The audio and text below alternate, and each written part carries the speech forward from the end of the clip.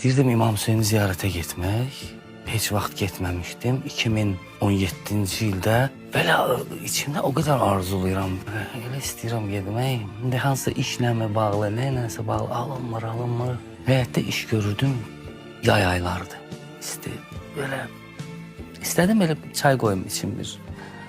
Dincəlmək üçün susuzluğundan da yanıram. Getdim məhəllə marketinə və balaca.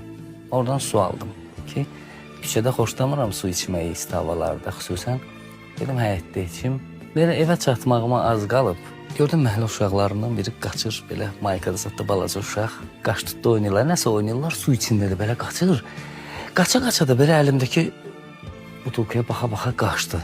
Yay ayı, səhərin su əlimdə. Baxa belə qaçdı, çağırdım ki, gəl bura. Suzumu sabıydı. Rövşən əmi. Dedim, Allah, verdim və heç də xırda əməldir də, 40 qəpiklik sudur. Verdim uşağa.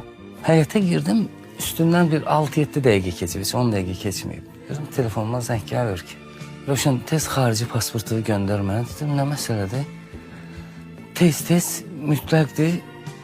Bir adam var, deyib ki, Rövşəni göndərir Kərbəlaya. Tez bu dəfə bizimlə getməlidir. Yəni, bu adamların, bu əhl-i beytin səninlə olan təmasıdır. Necə görürsən bunu? Bax, mən nə iş gördüm ki? Neynədim ki? Bir də sadəcə istəyim vardı getmək. İstəyirdim. Bir də xırda bir dənə, məhəllədə bir dənə belə balaca bir şey elədim də.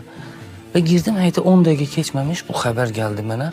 Da başlamadım, Allah'a hardasa axtarım, yanımızdadır hər an, hər saat.